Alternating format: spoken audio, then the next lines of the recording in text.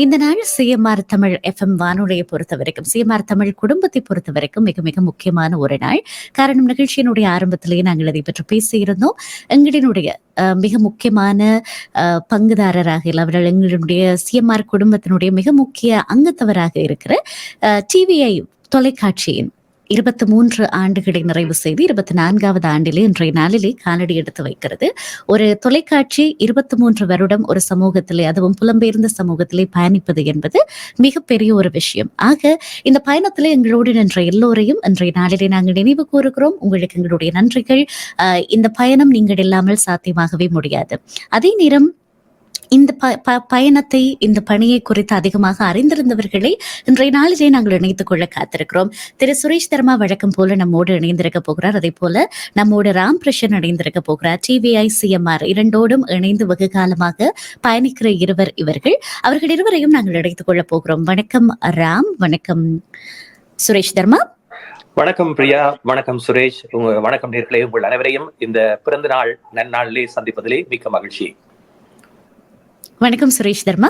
ஆமாம், வணக்கம். வணக்கம் பிரியா. வணக்கம் ராம். வணக்கம் நேர்களே. மீண்டும் ஒரு இனிய காலை பொழுதில் சந்திக்கின்றோம். மகிழ்ச்சி. நிச்சயமாக நான் ஏற்கனவே குறிப்பிட்டது போல இந்த 23 வருட பயணத்திலே பெரும்பாலான வருடங்களிலே நீங்கள் இருவரும் பணியில இருந்திருப்பீர்கள். இல்லாவிட்டால் அதிலே பங்களித்தவர்களோடு நெருங்கிய தொடர்பிலே இருந்திருப்பீர்கள். இன்றைக்கு வரைக்கும் இந்த 23 வருட பயணத்தினுடைய சாட்சியாக நீங்கள் இருக்கிறீர்கள். ஆக சுரேஷ் சர்மா எங்களோடு பகிர்ந்து கொள்ள முடியுமா சிஎம்ஆர் மன்னிக்கவும் டிவிஐயினுடைய இந்த 23 வருட பயணத்தை குறித்து? ஆமாம், இது 2001ஆம் ஆண்டு ஒரு சமூக முன்னெடுப்பாக, சமூகத்திற்கான ஒரு தொலைக்காட்சி தேவையாக இருந்த பொழுது பலரும் இணைந்து, அதாவது வானொலி தயாரிப்பாளர்கள் மற்றும் சமூக ஆர்வலர்கள் ஒரு ஒட்டுமொத்தமாக இணைந்து அவர்கள் ஒரு ஒருமித்த கோட்பாடாக இவ்வாறான ஒரு தொலைக்காட்சியை ஆரம்பிப்பதான முயற்சியில் ஈடுபட்டு, பின்னர் அதற்கான இயக்குனர் சபை நிர்வகிக்கப்பட்டு அவர்கள் நிர்வகித்துக் கொண்டு வந்து அந்த காலங்களில் ஈழப்போர் என்பது உச்சக்கட்டத்தை அடைந்த பொழுது ஒரு உயிர் நாடியாக அல்லது ஒரு உயிர் தொடர்பாடியாக இருந்த ஒரு களமாக இதனை எடுக்கலாம் என்றால், காணொளிகள் என்பன களத்தை நேரடியாக கண்முன் நிறுத்துபியாக இருந்த காலம் அது. எனவே அவ்வாறான காணொளிகளின் பிரதிமைகள் உடனடியாக பெறப்பட்டு அவைகள் மக்களுடன் பகிரப்பட்ட பொழுது இந்த புலம்பெயர்ந்த தேசங்களில் ஏற்பட்ட இந்த எழுச்சிக்கான ஒரு அடிநாதமாக டிவியை இருந்திருந்தது. அதற்காக அதில் பணியாற்றிய கலைஞர்கள், இப்பொழுது இருக்கின்ற ராமாக இருக்கட்டும் அல்லது முதல் பணியாற்றிய கலைஞர்களாக இருக்கட்டும், அவர்கள் இரவு பகலாகவே அந்த நிலையத்தில் இருந்து சேவையாற்றிய காலங்கள் கூட அதன் கனதியை கூறும். இருந்த பொழுதிலும் 2009 பின்னான காலத்தில் அந்த இயக்குனர் சபையானது இந்த டிவியை நிர்வாகத்தை நடத்த முடியாமல் போன ஒரு கட்டத்தில் அதனை மூடுவதாக இருந்த பொழுது அந்த இயக்குனர் சபையுடன் ஒரு பேச்சுவார்த்தையில் ஈடுபட்டு இந்த டிவிஐ என்பது உத்தியோகபூர்வமாக சட்ட ரீதியாக கொள்வனவு செய்யப்பட்டது. குறிப்பாக $2 மில்லியன் 2016ஆம் ஆண்டு கொள்வனவு செய்யப்பட்டது. அதில் 4 லட்சங்கள் கடனாளிகளுக்கு கொடுக்கப்பட்டன. 1 லட்சம் ஊழியர்களுக்கான சம்பள பாக்கியாக கொடுக்கப்பட்டு மிகுதி 1.5 படிப்படியாக கொடுத்து இந்த வருடம் அவை முற்று முழுதாக கொடுத்து முடிக்கப்பட்டுவிட்டன. இதில் முக்கியமாக குறிப்பிடப்பட வேண்டிய 2 காரணங்கள் இருக்கின்றன. முதலாவது, $2 மில்லியன் பெறுமதியானதாக அது அந்த நேரம் இருந்ததா என்றால் அதற்கான பதிலாக கூறக்கூடியது இல்லை என்பது. ஏனென்றால் அந்த அதாவது ஐபிடிவி என்ற பிரசன்னம் காரணமாக இந்த பெல் ரோஜர்ஸ் அதன் மூலம் வருகின்ற வாடிக்கையாளர்கள் என்பது குறைந்த ஒரு காலமாக அது மாறி இருந்தபடியால் தான் அந்த கஷ்ட நிலைக்கு சென்று கொண்டிருந்தது. எனவே அந்த ஆரம்ப காலத்தில் அதிகமான பெல் மற்றும் ரோஜர்ஸ் சப்ஸ்கிரைப்ஸை வைத்திருந்த ஒரு நிறுவனமாக இருந்த பொழுதிலும் பின்னான காலங்களில் அது குறைந்திருந்தது. ஏனென்றால் இந்த வீட்டு பாவனைக்காக தொலைபேசிகளையே மக்கள் துண்டித்து இந்த ஐபிடிவி என்கின்ற இணையதளத்தை நாடி இருந்த காரணத்தால் இருந்த பொழுதிலும் அது ஒரு நன்னோக்க காரணத்திற்காகத்தான் அந்த விலைக்கு வாங்கப்பட்டது. என்றால் ஈகை ஃபவுண்டேஷன் என்ற ஒரு ஃபவுண்டேஷன் ஒன்று உருவாக்கப்பட்டு அதன் மூலம் இந்த $1.5 மில்லியன் ஈழத்தில் உள்ள மக்களுக்காக செலவழிக்கப்படும் என்ற இயக்குனர் சபையின் வாக்குறுதியின்படி அது வாங்கப்பட்டது. அதன்படியே பணமும் கொடுக்கப்பட்டது. இப்பொழுது அந்த இயக்குனர் சபை அதை ஒரு சேரிட்டியாக இங்கே ஈகை ஃபவுண்டேஷன் என்று வைத்திருக்கின்றார்கள். ஆனால் அவர்களுடைய செயற்பாடு வடக்கு கிழக்கில் இருக்கின்றதா என்பதை அவர்கள் பகிரங்கமாக வந்து சொல்ல வேண்டும் என்றால் நான் உண்மையிலேயே நீங்கள் இவ்வாறான ஒரு நிகழ்ச்சி செய்கின்ற பொழுது கனடா வருமான வரி திணைக்களத்தின் இணையதளத்தில் பார்த்த பொழுது அவர்கள் வடக்கு கிழக்கில் உள்ள மக்களுக்காகத்தான் தாங்கள் தொடங்கியது என்பதை தங்களது மூலோபாயமாக குறிப்பிட்டிருந்த பொழுதும் கடந்த வருட பதிவின்படி அவர்களுடைய பணவாடல் செலவழிப்பு என்பது இந்தியாவிலும் ஒரு ஆப்பிரிக்க நாட்டுக்கும் நன்கொடையாக கொடுக்கப்பட்டிருக்கின்றது. எனவே அவ்வாறு ஈழத்துக்கு கொடுக்கப்பட்டதான சான்றுகள் அதில் காணப்படவில்லை. எனவே அந்த ஈகை ஃபவுண்டேஷன் தாங்கள் ஆரம்பித்த குறிக்கோளின்படி இந்த பணத்தை அங்கே செலவழிக்கின்றார்கள் என்பதை மக்களுக்கு தெரியப்படுத்த வேண்டிய ஒரு காலத்தில் இருக்கின்றோம். மறுபக்கமாக இந்த டிவியை IPTV என்பன எடுக்கப்பட்டாலும் இது தொடர்வதற்குரிய காரணங்கள் அதாவது கனடாவில் உள்ள கலைஞர்களுக்கு தளம் கொடுக்கின்ற ஒரு களமாக இன்று வரை இருந்து வருகின்றது. அத்தோடு இந்த முதியோர் இல்லங்கள் போன்றவற்றில் எல்லாம் இந்த IPTV என்பன இல்லை, அல்லது முதியோர்கள் இருக்கின்ற வீடுகளில் எல்லாம் டிவி என்பது ஒரு உயிர் சாதனமாக இப்பொழுதும் இருக்கின்றது. எனவே அது தனது பயணத்தை தொடர்ந்து வருகின்றது. முன்னிய போல் நிகழ்ச்சிகள் என்பன நேரடியான விவாதங்கள் போன்றவை எல்லாம் தற்பொழுது இல்லாவிட்டாலும் அந்த கலைஞர்களுக்கான உயிர் அர்ப்பணிப்பான நிகழ்ச்சியாக அவர்கள் இன்று இந்தியா வரை சென்று பாடுவதற்கான ஒரு தளமாக டிவியை தான் இருந்து வருகின்றது. அது போன்று செய்திகளையும் காலை மாலைகளில் பரிமாறுவது போன்றும் மற்றது உடனடி விவாதங்கள் அல்லது விவகாரங்களை எடுத்து வருகின்ற தளமாகவும் செயற்படுகின்றது. இது ஒரு சமூக பணியாகத்தான் இருக்க வேண்டும் என்று சொன்னால் சமூகத்திற்கான கொடுப்பனவிற்காக சமுதாய நன்னோக்கம் கொண்ட ஒரு காரணத்திற்காக இது வாங்கப்பட்டது.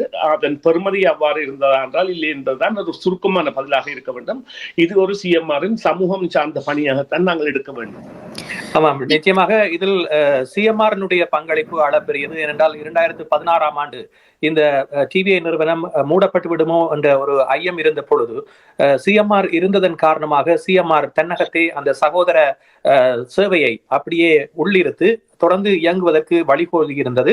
அது இன்று வரை தொடர்வதற்கு CMRனுடைய பங்களிப்பும் மிக முக்கியமான ஒன்றாக இருக்கின்றது. அத்தோடு CMRில் இருக்கின்ற அனைத்து ஊழியர்களுடைய பங்களிப்பும் அதில் இன்று வரை தொடர்ந்து கொண்டிருப்பதையும் இந்த நேரத்தில் சுட்டிக்காட்டலாம். நிச்சயமாக 2001 தொடங்கப்பட்ட டிவிஐ தொலைக்காட்சி 2016க்கு பிறகு CMRனுடைய உரிமையாளர் திரு ஸ்டான் ஆண்டனி அவர்களினுடைய உரிமத்தின் கீழ் வருகிறது. அதற்கு பிறகுதான் HD என்கிற அந்த புது பொலிவோடு கூட நாங்கள் டிவிஐயை பார்க்கக்கூடியதாக இருந்தது. அது இன்றைக்கு வரைக்குமே HD என்கிற அந்த ஒளித்தரத்திலே தான் போய்கொண்டிருக்கிறது. ஆக இது எல்லாருக்குமே தெரிந்த ஒரு விடயம். ஆனால் தெரியாமல் 2016க்கு பிறகு நிறைய மாற்றங்கள் டிவிஐயினுடைய நிகழ்ச்சிகளிலே வந்திருக்கிறது, பணியாற்றியவர்களிலே வந்திருக்கிறது, அதனுடைய தொழில்நுட்பத்திலே வந்திருக்கிறது. ஆக இது குறித்து இன்னும் விளக்கமாக எங்களோடு பகிர்ந்து கொள்ள முடியுமா ராம்? ஆமாம், நிச்சயமாக. குறிப்பாக ஒரு தொலைக்காட்சியை நடத்துவது என்பது யானையை கட்டி தீனி போடுவது என்று சொல்வார்கள். ஏனென்றால் அந்த காலத்தில் அவ்வளவு தொழில்நுட்ப வசதி போதுமானதாக இல்லை. இப்பொழுது ஒரு கணினியிலேயே ஒரு ஒளித்தரம் வாய்ந்த நிகழ்ச்சிகளை வழங்கக்கூடிய நிலைக்கு இந்த கோவிட் பின்னரான காலம் ஒவ்வொரு சாதாரண பொதுமகனையும் மாற்றி இருக்கின்றது. ஆனால் அந்த காலத்தில் இவ்வாறு கலையகம் அமைக்கப்பட வேண்டும், அதில் நிகழ்ச்சிகளை நேரடியாக வழங்குகின்ற பொழுது ஒவ்வொரு விருந்தினரும் நேரடியாக கலையகத்திற்கு வந்துதான் நிகழ்ச்சியை படைக்க வேண்டிய ஒரு சூழ்நிலை இருந்தது. இவ்வாறான புலம்பெயர் மண்ணில் பல கலைஞர்கள் இருக்கின்றார்கள். ஆனால் அவர்களுக்கு நேரம் போதாமல் இருக்கின்ற பொழுதிலும் டிவியினுடைய பங்களிப்பில் அவர்களுடைய பங்களிப்பு என்பது மிக முக்கியமானதாக இருந்தது. தங்களுடைய ஆர்வம் காரணமாகவும் அதே நேரத்தில் பகுதி நேர தொழிலாகவும் இதனை மேற்கொண்டவர்கள் பலர் இருந்திருக்கின்றார்கள். அவர்களுக்கும் இந்த நேரத்தில் நன்றியை தெரிவித்துக் கொள்ள வேண்டும். இந்த காலத்தில் ஏற்பட்ட மாற்றம் என்பது நிச்சயமாக தொழில்நுட்பத்தில் ஏற்பட்ட மாற்றம். அதன் பின்னர் முதலாக எனக்கு நல்ல ஞாபகம் இருக்கின்றது. நான் கனடாவுக்கு வந்த பொழுது டிவிஐ தொலைக்காட்சி என்பது யாவிஸில் ஒரு வாடகை இடத்தில் தான் இயங்கி வந்தது. அதன் பின்னர் பாஸ்மோரில் ஒரு சிறந்த கலையகத்தில் அது இயங்கி வந்தது. CMR ஆரம்பிக்கப்பட்டதும் அந்த பாஸ்மோர் கலையகத்தில் தான். நான் 2004ஆம் ஆண்டிலிருந்து CMRில் பணியமர்த்தப்பட்ட பொழுதிலும் கூட அதற்கு முன்னர் என்னுடைய சகோதரர் டிவிஐயில் வேலை செய்ததன் காரணமாக நான் அங்கே சென்று வருவேன். இப்படி வருகின்ற பொழுது என்னுடைய அனுபவம் கூட ஒரு புதுமையான அனுபவமாக இருந்தது. ஏனென்றால் எனக்கு டிவிஐயில் அவ்வளவு அனுபவம் இருக்கவில்லை. இருந்த பொழுதிலும் அன்று ஒரு நாள் KJ ஜேசுதாஸ் வந்திருக்கின்றார். அங்கே நிகழ்ச்சி செய்வதற்கு வர வேண்டியவர் வரவில்லை. உடனடியாக அங்கிருந்த ஒரு மூத்த ஒலிபரப்பாளர் என்னிடம் கேட்டார், உங்களுக்கு அனுபவம் இருக்கின்றது, நீங்கள் இந்த நேர்காணலை செய்ய வேண்டும் என்று. உடனடியாக நான் அதற்கான தயார்படுத்தல் இல்லாமல் அந்த நிகழ்ச்சியை வழங்கினேன். அதுதான் என்னுடைய முதல் டிவிஐயினுடைய நேர்காணல் நிகழ்ச்சியாக அமைந்திருந்தது. அது இப்பொழுதும் யூடியூப்பில் பலரும் பார்த்து வியக்கக்கூடிய ஒரு நிகழ்ச்சியாக இருந்தது. அந்த அனுபவம் என்பது என்னுடைய மனதில் ஆழ பதிந்த ஒரு நிகழ்ச்சியாக இருந்தது. நான் சிஎம்ஆருக்கு வருவதற்கு முன்னரே வாய்ப்பளித்த ஒரு சம்பவமாக அந்த சம்பவத்தை குறிப்பிடலாம். நீங்கள் கேட்ட கேள்விக்கு வந்தால், இப்பொழுது ஒரு சிறிய அறைக்குள்ளேயே பல நிகழ்ச்சிகளை வழங்கக்கூடிய தொழில்நுட்பமாக இந்த தொழில்நுட்பம் வளர்ந்திருப்பதோடு டிவியை இன்று வரை தொடர்ந்து செல்வதற்கு இந்த தொழில்நுட்பத்தையும் அரவணைத்து செல்வது மிக முக்கியமானது. பின்னர் டிவிஐ கலையகமானது ரெக்ஸ்டேல் புலவாட்டில் 306 ரெக்ஸ்டேல் புலவாட்டில் இயங்கி வந்தது. அது ஒரு பிரம்மாண்டமான கலையகம். நாங்கள் எல்லாம் அந்த கலையகத்துக்கு சென்ற பொழுது இவ்வாறு புலம்பெயர் மண்ணில் இத்தனை ஆயிரம் ஸ்கொயர் ஃபீட் அடியில் ஒரு பரந்த நிறுவனத்தில் தொழில் புரிகின்றோம் என்ற பெருமையில் இருந்தோம். அதோடு நடைபெற்ற நிகழ்ச்சிகள் கூட அவ்வளவு பிரம்மாண்டம். சிஎம்ஆர் டிவியை இணைந்தாலே ஊடக பரப்பில் ஒரு புதுமை புரட்சி என்ற அளவுக்கு மக்களுடைய மனங்களில் இடம் பிடித்த நிறுவனங்களாக இந்த நிறுவனங்கள் வளர்ச்சி பெற்றிருந்தன. குறிப்பாக கொண்டாட்டம், ஸ்டார் ஃபெஸ்ட் போன்ற நிகழ்ச்சிகளை குறிப்பிடலாம். யாருமே இங்கு செய்யாத அளவுக்கு பிரம்மாண்டமான வெளிக்கள நிகழ்ச்சிகளை கூட நடத்திய பெருமை டிவிஐ மற்றும் சிஎம்ஆருக்கு இருக்கின்றது. அதற்கெல்லாம் அடித்தளம் இட்டது இந்த டிவிஐ என்று சொல்லலாம். குறிப்பாக டிவிஐயினுடைய நேர்கள் பற்றியும் குறிப்பிட வேண்டும். பல நிகழ்ச்சிகளிலும் அவர்கள் தொடர்ந்து பங்கு பெற்றி வருகின்றார்கள். நாங்கள் நேரடி நிகழ்ச்சிகளை வழங்காவிட்டாலும் அவர்கள் நிகழ்ச்சிகளில் தொடர்ந்து தங்களை ஈடுபடுத்திக் கொண்டிருப்பதையும் இன்று வரை நாங்கள் நேரடி நிகழ்ச்சிகளை வழங்குகின்ற பொழுது பார்க்கக்கூடியதாக இருக்கின்றது. ஆகவே இந்த தொழில்நுட்ப மாற்றத்தை அரவணைத்துக் கொண்டு தொடர்ந்து பயணிக்கக்கூடிய சிறப்பு கலையகமாக இப்பொழுது கிப்ளிங் அவென்யூவில் இருக்கின்ற கலையகம் இருக்கின்றது. அதை வைத்துக் கொண்டு தொடர்ந்து பல நிகழ்ச்சிகளை நாங்கள் கொண்டு செல்லக்கூடிய ஒரு வழிவகையும் சிஎம்ஆர் டிவிஐ நிர்வாகத்தால் மேற்கொள்ளப்பட்டிருக்கின்றது என்பதனை இந்த நேரத்தில் சொல்லிடலாம். நிச்சயமாக. ஆமாம், இதில் இன்னொரு விடயத்தை இணைத்துக் கொள்ள வேண்டும். குறிப்பாக ராம் குறிப்பிட்டது போல அந்த நேரங்களில் எல்லாம் அங்கே நிகழ்ச்சி செய்ய போவது என்பது தொண்டார்ந்த ரீதியில் இந்த கருத்து களமோ அல்லது செய்திகள் பற்றிய விவாதங்களோ அவற்றிற்குரிய அந்த ஆளுமை அல்லது அவற்றுக்குரிய பார்வையாளர்கள் என்பது வட அமெரிக்கா தாண்டியும் செல்லக்கூடிய ஒரு நிலையில் இருந்ததை அங்கே வருகின்ற தொலைபேசி அழைப்புகளின் மூலம் அறியக்கூடியதாக இருந்தது. மக்கள் இதற்காக காத்திருந்தே பார்ப்பார்கள். அதே போல இன்னொரு முக்கியமான விடயத்தை நான் தவற விட்டு விட்டேன். இந்த போரினுடைய சாட்சியாக இருக்கக்கூடிய ஆவணங்கள், குறிப்பாக அந்த காலத்தில் சமூக வலைத்தளங்களின் உடைய பங்களிப்பு இல்லை. இப்பொழுது யாரை எடுத்தாலும் தங்களுடைய கைபேசியில் அதனை பதிவு செய்து ஆவணப்படுத்தி வைக்கக்கூடிய ஒரு வழிவகை வந்துவிட்டது. இல்லாவிட்டால் கூகுளில் சர்ச் செய்கின்ற பொழுது ஒரு காணொலியை நாங்கள் பெற்றுக்கொள்ளலாம். அந்த காலத்தில் இவ்வாறான ஒரு வசதி இல்லாத நிலையில் இடம்பெற்ற போர் சூழல் மற்றும் ஐரோப்பாவில் இருந்து ஒளிபரப்பாகின்ற டிடிஎன் போன்றவற்றினுடைய நேரடி ஒளி பட தொகுப்பை டிவிஐ தன்னுடைய உரிமமாக வைத்திருந்த காரணத்தினால் டிவிஐனுடைய லைப்ரரி என்பது ஒரு சொத்தாகவே பார்க்கப்பட்டது. டிவிஐயை சிஎம்ஆர் அரவணைத்துக் கொண்டதற்கான ஒரு முக்கியமான காரணமாக இதையும் பார்க்கலாம். என்றால் இவ்வாறான ஆவணங்கள் அழிந்துவிட்டால் தமிழ் சமூகத்திற்கான இந்த ஆவணப்படுத்தல் என்பது கூட கேள்விக்குறியாகிவிடும். ஆகவே இவ்வாறான ஒளிப்பதவங்கள் 2009 என்னென்ன விடயங்கள் நடைபெற்றது, நேரடியாக அங்கிருந்து கடற்படை தளபதி சூசை போன்றவர்கள் வழங்கிய தகவல்கள் போன்றவெல்லாம் அப்படியே ஒளிப்பதிவாக எங்களிடம் இருக்கின்றது. அந்த விடயத்தையும் இந்த நேரத்தில் நாங்கள் நினைவு கூறலாம். இவற்றை எல்லாம் வைத்திருப்பதற்கு அடித்தளமாக இருந்தது டிவிஐ. நிச்சயமாக. இதில் இன்னொரு விடயம் என்னன்னு சொன்னால், இந்த இரண்டு காரணம் நீங்கள் முன்னரே குறிப்பிட்டது போல இந்த சிஎம்ஆர் என்பது ஒரு நிலையில் வந்து அது ஒரு விவாத பொருளாக அல்லது இயக்குனர் சபையால் திசை திருப்பப்பட்ட பொழுது அதற்குரிய முன்னோடியாக அதற்குரிய முழு பணத்தையும் கொடுத்த அந்த இயக்குநர்களிடமிருந்து, சமுதாயம் நியமித்த இயக்குநர்களிடமிருந்து அதை வாங்கிய பொழுது அதற்கான வழியை பெற்றதோ அல்லது பிறகு இந்த டிவி என்பதை பெறுவதற்கான முயற்சியில் முன்னோடியாக இருந்து அதற்குரிய திட்டத்தை வகுத்ததோ, இதன் பொறுப்பாளரான ஸ்டான் அவர்களுக்குரிய பங்காக, சமுதாயத்திற்கான பங்காக சாரும் இது வெளியில் தெரியாத ஒரு உண்மையாக இருந்தது அல்லது இருந்து வருகின்றது. இதில் அதாவது வந்து சட்ட ரீதியாக முழுமையாக இவ்வாறு செலுத்தப்பட்டு இவ்வாறு பணங்கள் எல்லாம் பரிமாறப்பட்டது என்பது பலருக்கும் தெரியாத விடயங்கள். ஆனால் அதற்குரிய வழி என்பது கடந்து இது ஒரு சமுதாய சேவையாக செய்து வருகின்ற பொழுது இந்த HT என்கின்ற தளத்தில் முதல் வானொலி என்கின்ற பெருமையையும் சிஎம்ஆர் பெறுகின்ற வேளை இந்த டிவி என்பதும் HT தளத்திற்கு உயர்த்தப்பட்டு அது மக்களுக்கான குரலாக இன்று வரை இருந்து வருகிறது. இன்றும் மக்கள் இரண்டு தளங்களையுமே தங்களின் குரலாக நம்பி இருக்கின்றது என்பது ஒரு பெருமைசார் சமுதாய பணியாகும். நிச்சயமாக. தொடங்குவது என்பது எல்லாராலயும் முடியுமான ஒன்று. தொடர்ந்து நடத்துவது என்பதுதான் சவால். ஆனால் அதை சிஎம்ஆர் வானொலியாகவும் சரி, டிவிஐ தொலைக்காட்சியாகவும் சரி, மிக நீண்ட பயணமாக செய்து கொண்டிருக்கிறோம். இனியும் செய்வோம். ராம் குறிப்பிட்டது போல கிப்ளிங் நகரிலே இவ்வளவு பிரம்மாண்டமாக இத்தனை அறைகளோடு, இத்தனை தொழில்நுட்ப வசதிகளோடு, இத்தனை காத்திரமான அறிவிப்பாளர்களோடு தொடர்ந்து இயங்குவது இல்லை. இப்படியொன்று நிலைத்து நிற்கிறது என்பதே ஒரு பெரிய விஷயம். அதற்கே நாங்கள் நிச்சயமாக எங்களுடைய நிர்வாகத்தையும் சரி, இங்கே பணியாற்றுகிற அத்தனை பேரையும் பாராட்டியாக வேண்டும். அண்மையில் வந்த ஊடக அறிக்கைகளை நீங்கள் பார்த்தீர்கள் என்றால் கனேடிய தொலைக்காட்சி மற்றும் வானொலி சேவைகள் இவ்வாறான இடர்பாடுகளை சந்திக்கின்றது என்பதனை நீங்கள் அறிந்திருப்பீர்கள். இருந்த போதிலும் இவ்வாறு பெரிய நிறுவனங்கள், குறிப்பாக பெல் ரோஜர்ஸ் போன்றவர்கள் அவர்களுடைய இணையதள சேவையை வழங்குவதன் ஊடாகத்தான் அவர்களுக்கு வருவாய் என்பது அதிகமாக வருகின்றது. ஏனென்றால் இப்பொழுது வீடுகளுக்கு வழங்குகின்ற இணையதள கட்டணத்தை அவர்கள் உயர்த்தி வைத்திருக்கின்றார்கள். ஆகவே இந்த சப்ஸ்கிரிப்ஷன் என்பது இல்லாமல் போனாலும் கூட, அவர்களுக்கான வாராந்த சந்தா இல்லாமல் போனாலும் கூட, அவர்கள் இணையதளத்தின் மூலமாக வருகின்ற வருமானத்தை இவ்வாறான தொலைக்காட்சிகளை நடத்துவதற்கு பயன்படுத்தி வருகின்றார்கள். அதன் மூலமாகத்தான் அவர்களுக்கு இந்த தொலைக்காட்சிகளை நடத்தக்கூடிய ஒரு சந்தர்ப்பம் இருக்கின்றது. ஆகவே இவ்வாறான பாரம்பரியம் மிக்க தொலைக்காட்சி சேவைகளை தொடர்ந்து கொண்டெழுப்பதில் சமூகத்தினுடைய பங்கு மிக முக்கியமானதாக இருக்கின்றது. குறிப்பாக வர்த்தகர்கள், இவ்வாறான சமூக பங்களிப்போடு சிந்திப்பவர்கள் தொடர்ந்து இவ்வாறான ஊடகங்களுக்கு தங்களுடைய ஆதரவை வழங்கி வருகின்றார்கள், வழங்குவார்கள் என்ற நம்பிக்கையும் இருக்கின்றது. அவ்வாறு அவர்கள் வழங்குகின்ற பொழுது நமக்கான ஒரு தொலைக்காட்சியாக தொடர்ந்து டிவிஐ இன்னும் பல ஆண்டுகள் கொண்டு செல்லக்கூடிய ஒரு நிலையை ஏற்படுத்தலாம் என்பதனை இந்த நேரத்தில் சொல்லிக்கொள்ள விரும்புகின்றேன்.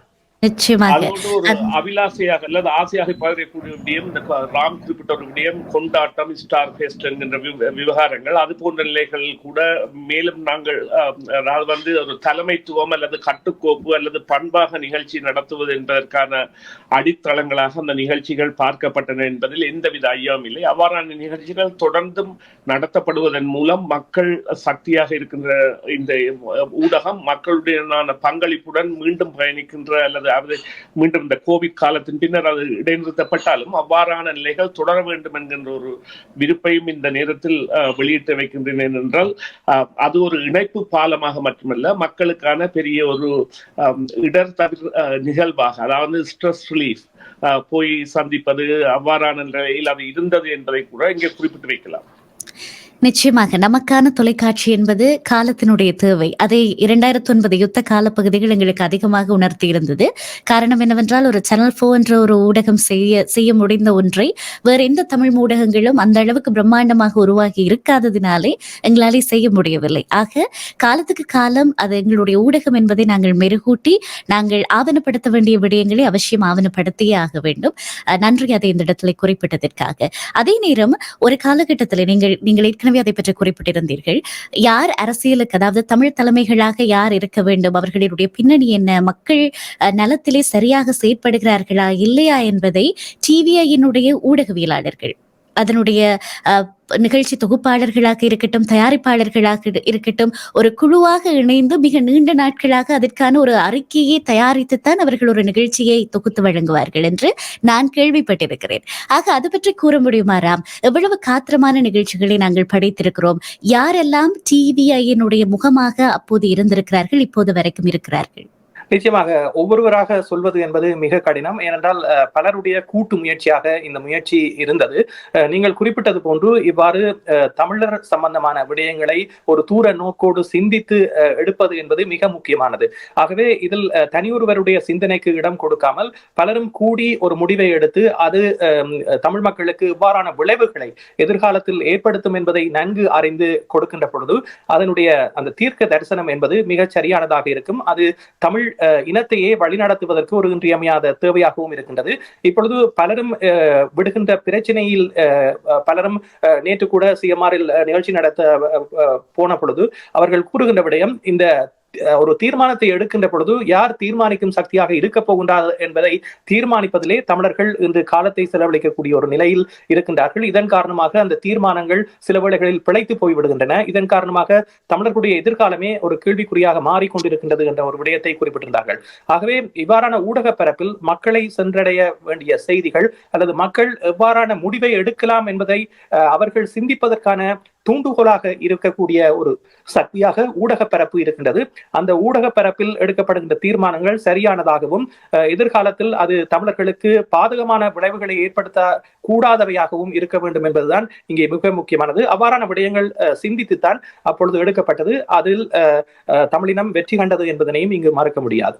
இங்கே ஒரு விடயத்தை குறிப்பிட்டே ஆக வேண்டும் என்னவென்று சொன்னால், இந்த ஊடகத்தின் பணி என்பது தமிழர்களுக்கும் அரசியலுக்குமான இணைவில் எவ்வாறு பங்கு பெற்றியது என்பதை இந்த கன்சர்வேட்டிவ் கட்சி என்பது தமிழர்கள் தொடர்பான தவறான பார்வையையும் அல்லது தமிழர்கள் தொடர்பான தவறான உந்துதலையும் கொண்டிருந்த காலத்தில் அந்த தலைவரான ஸ்டீவன் ஹாப்பர் மற்றும் ஜேசன் கெனி மற்றும் இப்பொழுது தலைவராக உள்ள பியர் பொலிவியர் போன்றவர்களை எமது சமுதாயத்துடன் இணைக்கும் பணியில் நான் ஈடுபட்டிருந்த காரணத்தினால் என்னால் நான் இங்கே பல அமைப்புகளை தொடர்பு கொண்ட பொழுதும் அவர்கள் புறம் தள்ளினார்கள் என்றால் அவர்களுக்கு அந்த ஒரு கட்சி சார்ந்த பார்வை இருந்தது. ஆனால் அந்த நேரம் இந்த இரு ஊடகங்களும் தான் சரி கொண்டு வாருங்கள் என்று சொல்லி அவர்கள் வந்து அவர்கள் இருந்து அவர்கள் கதைத்து அவர்கள் பிறகு தமிழ் சமுதாயத்துடன் இணைந்து செல்வதற்கும் அல்லது தமிழ் சமுதாயத்தை பற்றிய புரிதல்களை மேற்கொள்வதற்குமான ஒரு களத்தை அமைத்து தந்தது. ஏனென்று சொன்னால் அந்த நேரம் அந்த தமிழர்கள் விருப்பப்படாதவர்களாக தமிழர்களுக்கு எதிரான ஊடக பார்வை என்பது மிகவும்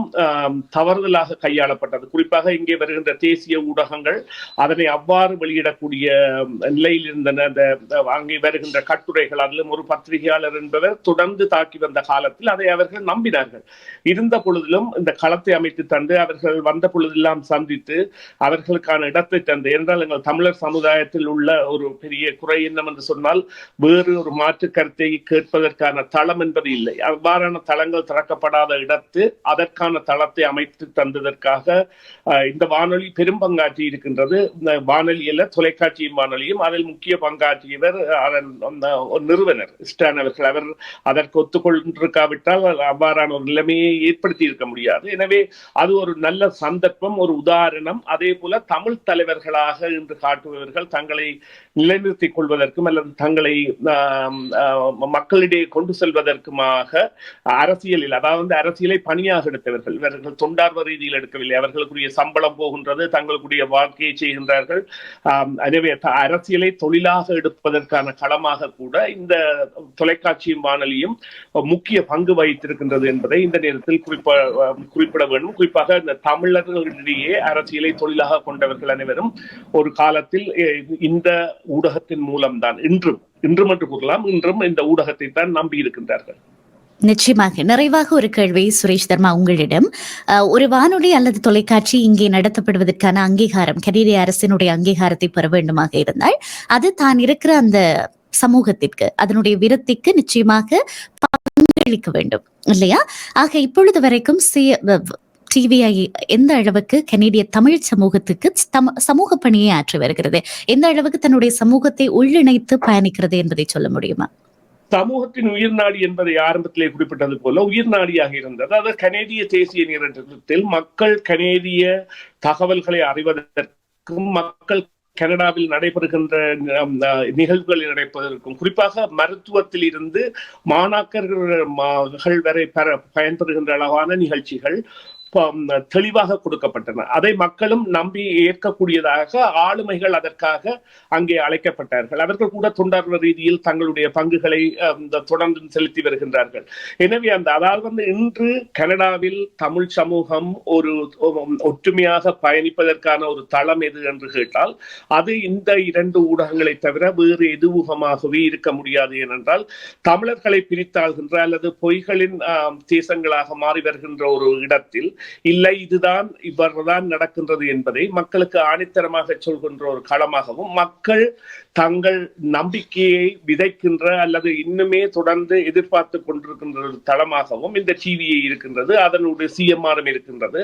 எனவே மக்களுக்காக தலைமை என்று எது என்று கேட்டால் அதை கனடாவை பொறுத்தவரையில் அது இந்த ஊடகங்கள் என்று சொல்வதில் எந்தவித ஐயப்பாடும் இல்லை. ஏனென்றால் மக்கள் மீது அது கொண்டுள்ள நம்பிக்கை. அதற்காக இப்பொழுது குறிப்பாக கூறுங்கள், ஒவ்வொரு நாளும் அந்த செய்திகளை எடுத்து இவ்வாறு தரமாக கொடுப்பது என்பது எல்லாம் ஒரு சாதாரண விடயம் இல்லை.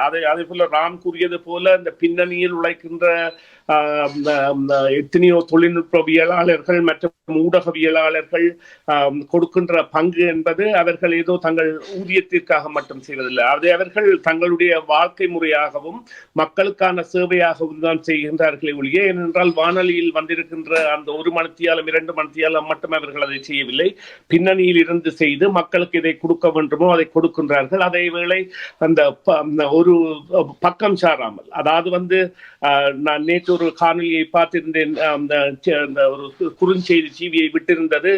அதாவது தமிழர் தேசிய தலைவர் அவர்களுடைய தலைமையை பற்றிய ஒரு விளக்கத்தை, அதை உண்மையிலேயே அவ்வாறு செய்கின்ற அந்த மதிப்பு என்பதை இப்பொழுதும் அந்த மக்களிடையே கொண்டு செல்கின்ற ஒரு சக்தியாகவும், அந்த நிலைப்பாட்டை எவ்வாறு பேணப்பட வேண்டும் என்பதை தெரிவிக்கின்ற சக்தியாகவும் இந்த ஊடகம் இருக்கின்றது என்பதைத்தான் தெரிவித்துக் கொள்ளலாம். பிரியா, ஆமாம், நாங்கள் பொதுவாக நிகழ்வுகளுக்கு செல்கின்ற பொழுது, அங்கே வருபவர்களை பார்க்கின்ற பொழுது, ஒரு கால ஓட்டத்தில் சில ஆண்டுகள் கழிந்து பார்க்கின்ற பொழுது ஏதோ வகையில் இந்த டிவிஐ சிஎம்ஆரோடு சம்பந்தப்பட்டவர்கள் தான் அங்கே இருப்பார்கள். ஏனென்றால் அப்பொழுதைய காலகட்டத்தில் கலைஞர்களாக இருந்தாலும் சரி, பொதுமகனாக இருந்தாலும் சரி, அல்லது மாணவர்களாக அப்பொழுது கல்வி கற்ற பல்கலைக்கழகத்தில் இருந்தவர்களாக இருந்தாலும் சரி, ஏதோ ஒரு வகையில் டிவிஐ சிஎம்ஆரோடு தொடர்புபட்டிருந்தவர்களாகத்தான் கனடாவில் வாழ்ந்த தமிழர்கள் இருந்திருந்தார்கள். அதை நாங்கள் இப்பொழுதும் நிதர்சனமாக சமூகத்தில் பார்க்கக்கூடிய ஒன்றாக இருக்கின்றது. ஆகவே அதன் மூலமாகவே நாங்கள் டிவிஐ சிஎம்ஆரினுடைய பங்கு சமூகத்தில் எப்படி இருந்திருக்கின்றது, எப்படி இருந்து வருகின்றது என்பதனை அறிந்து கொள்ளக்கூடியதாக இருந்தது என்பதனை இந்த நேரத்தில் கூறிக்கொள்ள விரும்புகின்றேன். நிச்சயமாக டிவிஐ என்பது ஒரு லாப நோக்கத்திற்காக இயங்குகிற ஊடகம் அல்ல. அப்படி இயங்குகிற ஊடகமாக இருந்தால் நாங்கள் எப்போதும் அதை நிறுத்தி இருக்க வேண்டும். நாங்கள் சமூகத்திற்காக ஓடுகிறோம், இல்லாவிட்டால் ஆவணப்படுத்த வேண்டிய விடயங்களை தொடர்ச்சியாக முடிந்த அளவுக்கு ஆவணப்படுத்த வேண்டும் என்பதற்காக ஓடுகிறோம். முடிந்த வரைக்கும் எங்களுடைய கலைஞர்களுக்கு மேடை கொடுக்க வேண்டும் என்பதற்காக ஓடுகிறோம். எல்லாவற்றுக்கும் அப்பாலே இன்றைக்கும் நிறைய சீனியர்ஸ் ஹோம்ல நீங்க பாத்தீங்கன்னா இருக்கக்கூடிய தமிழ் வயது முதிர்ந்தவர்கள் பெற்றோர்களுக்கு அவர்களுடைய பிள்ளைகள் பக்கத்துல ஒரு ரேடியோ சிஎம்ஆர் போட்டு விடுவாங்க, இல்லாவிட்டால் டிவிஐ போய்கொண்டிருக்கும். அந்த ஒரு ஓட்டத்தை நிறுத்தக்கூடாது என்பதற்காகத்தான் தொடர்ந்து டிவிஐயும் சிஎம்ஆரும் இயங்கிக் கொண்டே இருக்கிறது, விளம்பரதாரர்கள் என்பதற்கும் அப்பாலே. ஆக இன்னும் நான் ஏற்கனவே குறிப்பிட்டது போல நாங்கள் மேடையேற்ற வேண்டிய, வெளிச்சத்துக்கு கொண்டு வர வேண்டிய, அங்கீகாரம் வழங்க வேண்டிய, ஆவணப்படுத்த வேண்டிய விடயங்கள் ஏராளம் இருக்கிறது. அதற்கு டிவிஐ இதைவிட தெம்போடு, இதைவிட சிறப்பாக இனி வருகிற காலங்களில் இயங்க வேண்டும். அதற்கு உங்கள் இருவரினுடைய பங்களிப்பும் எப்போதும் போல எங்களுக்கு தேவை. மிக்க நன்றி இந்த உரையாடலில் இணைந்து கொண்டு காத்திரமான விடயங்களை பகிர்ந்து கொண்டதற்கு. ஆமாம், டிவிஐ சிஎம்ஆரோடு சம்பந்தப்பட்ட பலரும் இந்த நிகழ்ச்சியினை கேட்டுக்கொண்டிருப்பார்கள். அவர்களுக்கும் இந்த நேரத்தில் நாங்கள் நன்றியை தெரிவித்துக் கொள்கின்றோம். இந்த வெற்றி படிகள் ஒவ்வொன்றும் ஒவ்வொருவராலும் செதுக்கப்பட்டிருந்தன. அந்த செதுக்கப்பட்ட அத்தனை உள்ளங்களுக்கும் இந்த நேரத்தில் நன்றியை தெரிவித்துக் கொண்டு இந்த பிறந்த நாளில் டிவிஐக்கு இனிய பிறந்தநாள் வாழ்த்துக்களை தெரிவித்துக் கொண்டு நானும் விடைபெற இருக்கின்றேன். நன்றி சுரேஷ் சர்மா. நீங்கள் இருவரும் நன்றி ராம், நன்றி பிரியா. இருவருமே ஒரு கருத்தை குறிப்பிட்டிருந்தீர்கள். இன்றைய காலத்தில் ஊடகம் என்பதை பல தேசிய ஊடகங்களே மூடி வருகின்ற நிலையில் இந்த ஊடகங்கள் பயணிப்பது என்பது லாபத்தின் அடிப்படையில் பயணிக்கவில்லை என்ற ஒரு கருத்தை தெரிவித்திருந்தீர்கள். அது மக்களையும் சென்றடைந்திருக்கும். பல 10 ஆண்டுகள் தொடர்ந்தும் இதன் பணி தொடரும். தொண்டார்வ ரீதியிலும் பணியாற்ற பலரும் இருக்கின்றார்கள். எனவே இது ஒரு மறையாத சரித்திரம். மிக்க நன்றி உங்கள் இருவருக்கும் இந்த உரையாடலில் இணைந்து கொண்டதற்காக. தொடர்ச்சியாக இனி வருகிற ஆண்டிலும் டிவிஐக்கு நாங்கள் வாழ்த்து சொல்லுகிறோம். 24வது பிறந்தநாள் வாழ்த்துக்கள். அதே நேரம் இந்த பிறந்தநாள் கொண்டாட்டத்திலே அதனுடைய நேர்களாகி நீங்கள் அத்தனை பேரும் இணைந்து கொள்வீர்கள் என்று நம்புகிறோம். இன்னும் பலமாக, இன்னும் சிறப்பாக இனி வருகிற ஆண்டு இருக்கட்டும் என்று வாழ்த்துக் கொள்கிறோம். டிவிஐ யூடியூப் சேனலில் இணைந்திருக்கும் நேர்கள் அனைவருக்கும் எமது நன்றி. எமது காணொளி தொகுப்புகளை தொடர்ந்து நீங்கள் பார்வையிடுவதற்கு கீழிருக்கின்ற பெல் பட்டனை அழுத்துவதனூடாக நோட்டிபிகேஷனில் பல காணொளி தொகுப்புகள் உடனுக்குடன் உங்களை வந்து சேரும். அருகில் இருக்கின்ற முக்கிய காணொளி தொகுப்புகளையும் பார்வையிட தவறாதீர்கள்.